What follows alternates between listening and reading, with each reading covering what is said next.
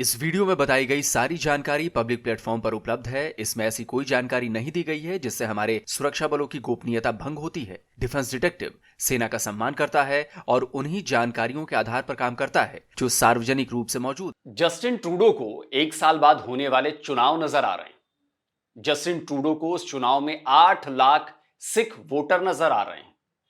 ये vote Trudeau की सरकार बना भी सकते हैं और बिगाड़ भी सकते हैं। और तभी एक आतंकवादी के लिए जस्टिन ट्रूडो ने कनाडा और भारत के रिश्तों में दरार डाल दी। भारत और कनाडा के रिश्तों में आई खटास अब खाई में बदल चुकी है। दोनों देशों के बीच बढ़ते तनाव पर केवल भारत और कनाडा ही नहीं, दुनिया भर की मीडिया की नजर बनी हुई है। हरदीप सिंह निज्जर हत्याकांड को लेकर दोनों देश अब बिल्कुल आमने सामने आ चुके हैं। लेकिन सवाल आज भी वही है कि क्या कनाडा ने इस हत्याकांड में भारत सरकार की इन्वॉल्वमेंट को लेकर कोई सबूत दिए हैं? नमस्कार दोस्तों, डिफेंस डिटेक्टिव के एक और नए एपिसोड में आप सभी का स्वागत है। मैं हूं आलोक। दोस्तों, भारत और कनाडा के बीच के डिप्लोमेटिक रिलेशंस बहुत ज्यादा खराब स्थिति में पहुंच गए। भारत ने कनाडा के 6 डिप्लोमेट्स को 19 अक्टूबर की रात तक देश छोड़ने के आदेश दिए हैं। वहीं कनाडा की तरफ से भी यह दावा किया जा रहा है, फर्जी दावा है, कि भाई भारत के भी 6 डिप्लोमेट्स को हमने कनाडा छोड़ने का आदेश दे दिया है। वेस्टर्न मीडिया इसको प्ले कर रहा है। दोनों देशों के बीच कूटनीतिक तनाव चरम पर पहुंच चुका है और इसके पीछे एक ही वजह है, वो है कनाडा की सरकार का भारत पर लगाया गया आरोप। खालिस्तानी आतंकवादी हरदीप सिंह निज्जर हत्याकांड को लेकर कनाडा और भारत खुलकर आमने सामने आ चुके हैं। कनाडा की गवर्नमेंट ने एक बार फिर भारत सरकार पर इस हत्याकांड में शामिल होने और इसकी जांच में सहयोग नहीं करने का आरोप लगाया है। ट्रूडो गवर्नमेंट का दावा है कि उसने कनाडा में भारत के 6 डिप्लोमेट्स को एक्सपेल कर दिया है, जबकि हकीकत यह है कि भारत ने पहले ही अपने इन डिप्लोमेट्स को रिकॉल कर लिया था।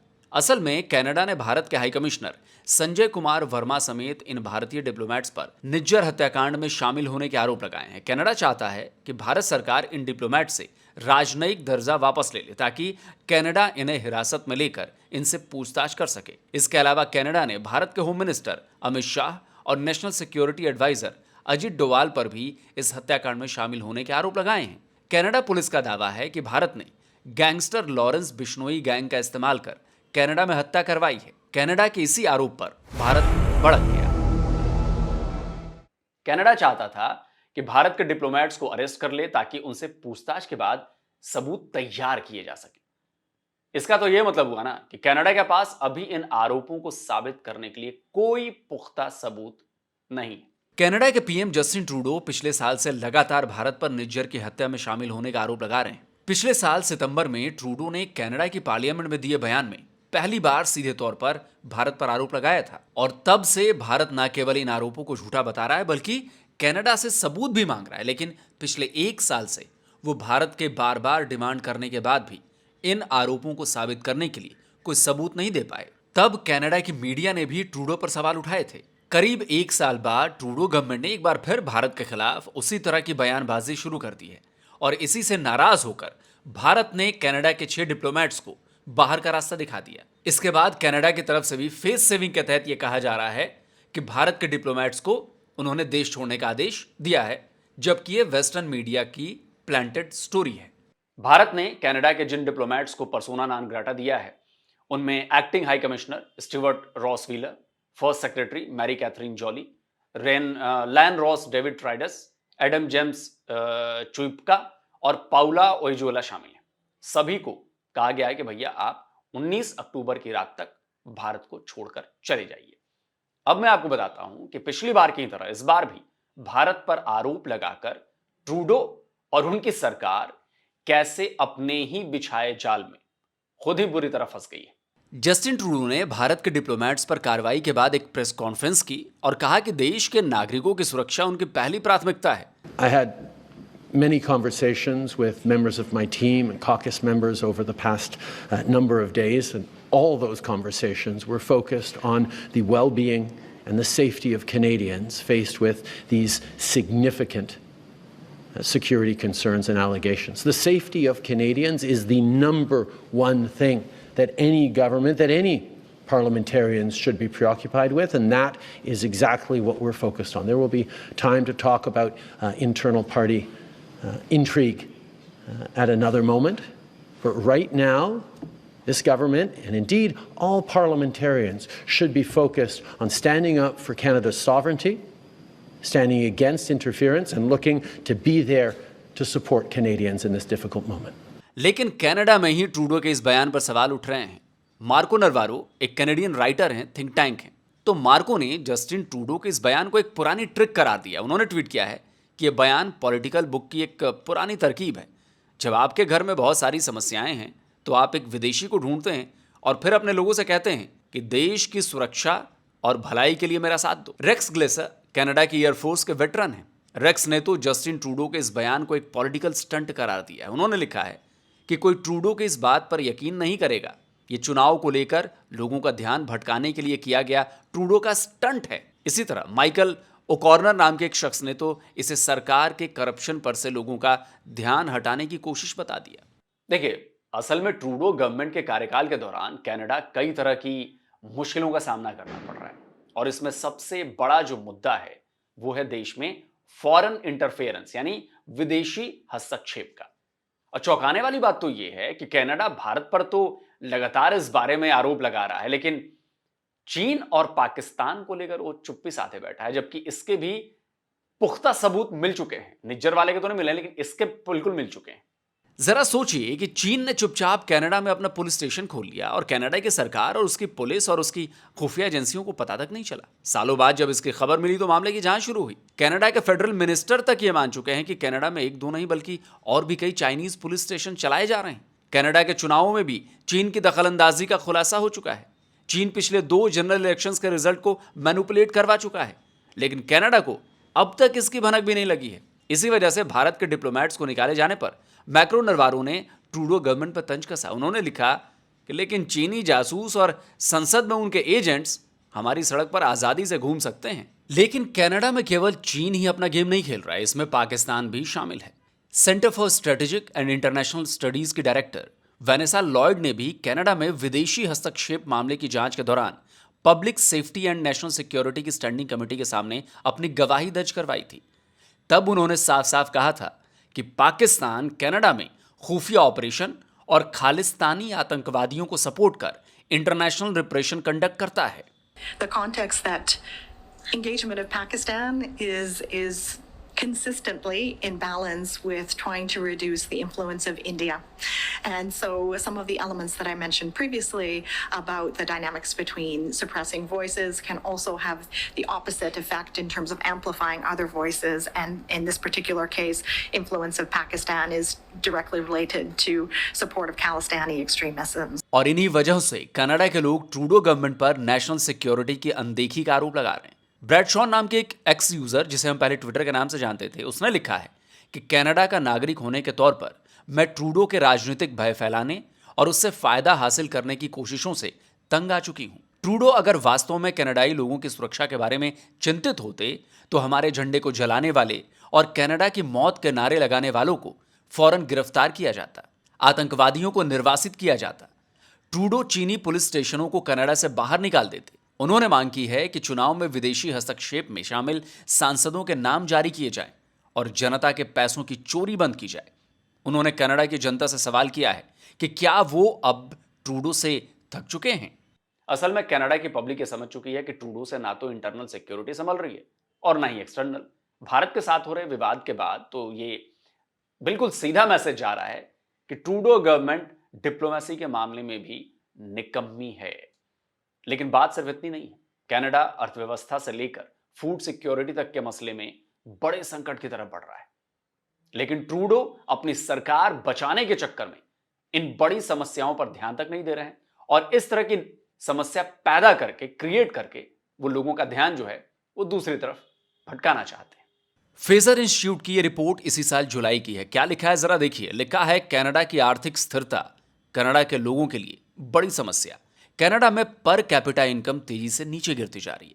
रिपोर्ट्स बता रही हैं कि 2023 के फर्स्ट क्वार्टर में ही कनाडा में एवरेज इनकम 2.45% नीचे गिर गई। लगभग सभी एजेंसीज ये बता रही हैं कि कनाडा इकोनॉमिक स्लोडाउन में फंसा हुआ है और अभी इसे स्लोडाउन से बाहर आने में काफी वक्त लगेगा। कनाडा के नेशनल बैंक ने भी कई बार देश की इकोनॉमिक क्राइसिस को लेकर चिंता जताई है। कनाडा फूड इनसिक्योरिटी की तरफ भी तेजी से बढ़ रहा है। रिपोर्ट्स बता रही हैं कि कनाडा में फूड इनसिक्योरिटी का लेवल 22% से भी ऊपर पहुंच चुका है। इतनी खराब अर्थव्यवस्था के बीच में ट्रूडो गवर्नमेंट भी पूरी तरह से लड़खड़ाई हुई है। ट्रूडो ने सिख कम्युनिटी के जगमीत सिंह की पार्टी एनडीपी के सपोर्ट से सरकार बनाई थी। पिछले ही महीने एनडीपी ने अपना सपोर्ट वापस ले लिया। हालांकि तब से ट्रूडो 2 बार अविश्वास प्रस्ताव पर अपनी सरकार जो है वो बचा चुके हैं, लेकिन अगले 1 साल तक वो अपनी सरकार बचा पाएंगे ऐसा लग नहीं रहा। इस वजह से भारत के खिलाफ ट्रूडो के एक्शन को ट्रूडो की अपनी सरकार चलाने की और बचाने की कोशिश के तौर पर देखा जा रहा है। जगमीत सिंह एनडीपी के चीफ हैं। एंटी इंडिया कैंपेन उनके एजेंडे का हिस्सा रहता है। जगमीत लगातार कनाडा गवर्नमेंट पर भारत के खिलाफ एक्शन लेने का दबाव बनाते रहे। अभी भी उन्होंने भारत के खिलाफ कार्रवाई करने और आरएसएस पर पाबंदी लगाने की मांग की है। बात यह है कि कनाडा में सिख वोटर की आबादी अच्छी खासी है। स्टैटिस्टिक्स कनाडा के मुताबिक साल 2021 के सेंसस के मुताबिक कनाडा में 7,71,790 सिख हैं। इनमें एक बड़ा तबका खालिस्तानी सपोर्टर्स का भी है। और ट्रूडो भारत के खिलाफ इस तरह का बयान देकर डिप्लोमेट्स को एक तरह से कहें कि धमका कर, उन्हें फंसा कर उन्हीं खालिस्तानियों को खुश करना चाह रहे हैं ताकि चुनाव में उन्हें इसका फायदा मिल सके। लेकिन बहुत से लोगों को ट्रूडो की बातों पर इसलिए भी यकीन नहीं है क्योंकि निज्जर की हत्या पर भारत से दुश्मनी मोल लेने के लिए तैयार ट्रूडो गवर्नमेंट एक और खालिस्तानी रिपुदमन की हत्या पर खीसे निपोर रही है। असल में 14 जुलाई 2022 को कनाडा के सरी में खालिस्तानी आतंकी रिपुदमन सिंह मलिक की गोली मारकर हत्या कर दी गई थी। लेकिन देखिए, जब इस बारे में कनाडा के फॉरेन मिनिस्टर से सवाल किया गया तो उन्होंने क्या जवाब दिया। Ms. Jolie, last week at the foreign interference inquiry, you were asked specifically about the killing of Ripudaman Singh Malik. The inquiry asked you if Mr. Malik if his murder was linked to India. His murder was 2 years ago in 2022. You didn't answer that question. I'm wondering if you can now clarify whether, given that the government's talking about multiple homicides, this homicide is also connected to Indian agent involvement. So, Marike, I couldn't answer because I'm not the Minister of Public Safety nor, the head of the commission. That's not cool. तो यही वजह है कि Trudeau का Sikh voters को अपने पाले में करने का ये जो दावा है वो टिकने वाला नहीं। भारत के खिलाफ प्रोपेगेंडा करने से ट्रूडो हो सकता है शायद चुनाव जीत जाएं, लेकिन डिप्लोमेसी के मामले में वो बुरी तरह पिटने वाले हैं। और सबसे बड़ी बात ये कि ग्लोबल कम्युनिटी भी उनके इस बचकाने रवैये को देखकर हैरान है। दुनिया के कई देशों ने कनाडा से बार बार कहा है कि वो भारत के खिलाफ बयान देने के बजाय सबूत पेश करें, लेकिन कनाडा ने आज तक कोई सबूत पेश नहीं किया है। उल्टे हर बार अनाप शनाप बयान देने लगता है। ऐसे में भारत ने उसे तगड़ा जवाब देकर उसकी अकल ठिकाने लगा दी है। हालांकि दोनों देशों के बीच शुरू हुआ यह तनाव अभी खत्म नहीं होने वाला है। 2025 में कनाडा में होने वाले इलेक्शन तक ट्रूडो और कनाडा के खालिस्तानी इस मामले को हवा देते रहेंगे।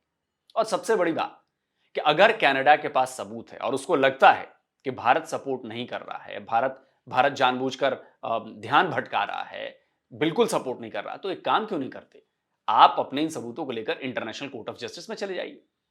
वहां पर तो भारत को जवाब देना पड़ेगा, क्योंकि जब इंटरनेशनल कोर्ट ऑफ जस्टिस में मामला जाएगा, जब केस चलेगा, तो आप अपनी तरफ के सबूत देना, भारत अपनी तरफ के सबूत देगा, दोनों तरफ के वकील अपनी अपनी दलीलें देंगे और फिर इंटरनेशनल कोर्ट ऑफ जस्टिस जो कहेगा वो देख लिया जाएगा। भाई जैसा हमने उसमें कुलभूषण जाधव वाले मामले में किया, तो आप कनाडा की सरकार को मैं कहना चाहता हूं कि अगर आपके पास इतने क्रेडिबल एलिगेशंस हैं, क्या कहते हैं, क्रेडिबल जो भी है व्हाटएवर, तो आप उसे लेकर इंटरनेशनल कोर्ट ऑफ जस्टिस में चले जाइए। वहां पर तो भारत नानुकुर नहीं कर पाएगा ना, वहां पर तो भारत को मजबूरी में जाना पड़ेगा। तो अब तक आप साल भर से झक मार रहे हैं, क्यों नहीं गए? और या फिर जो सबूत मिले हैं आपके पास, आप उनको पब्लिक कर दो, आप अपने नेशनल चैनल पर उसको पब्लिक करो कि देखो ये सबूत है, ये सबूत है, ये सबूत है, और भारत सपोर्ट नहीं कर रहा है। लेकिन साल भर से भारत लगातार करे भैया सबूत दो, सबूत दो, सबूत दो, आप सबूत दे ही नहीं रहे। तो दोस्तों, आज का ये वीडियो कैसा लगा कमेंट करके अपनी राय जरूर दें, और ट्रूडो को 2-4 जरा अच्छे शब्दों में अपनी फीलिंग्स को जरूर व्यक्त करें कमेंट में आकर ट्रूडो साहब के लिए। और जिन दोस्तों ने अभी तक डिफेंस डिटेक्टिव को सब्सक्राइब नहीं किया तो भैया सब्सक्राइब कर लीजिए, अनुरोध है, आग्रह है। और साथ में बेल आइकन जरूर दबाइएगा, जिससे हमारे द्वारा अपलोड किए गए हर वीडियो की जानकारी आप तक फौरन पहुंच जाए। जल्दी मिलता हूं एक और नए वीडियो के साथ। नमस्कार, जय हिंद। तो अगर आप चाहते हैं मुझसे बात करना, मुझसे कोई सवाल पूछना, तो फैन कॉल पर आप मुझसे कनेक्ट हो सकते हैं। फैन कॉल में ये सुविधा है कि आप अपने हिसाब से वहां पर जाकर टाइम स्लॉट बुक कर सकते हैं कि आपको फलाने दिन मुझसे बात करनी है, फलाने टाइम पे मुझसे बात करनी है। लेकिन ये भी बता दूं कि ये पेड सर्विस है,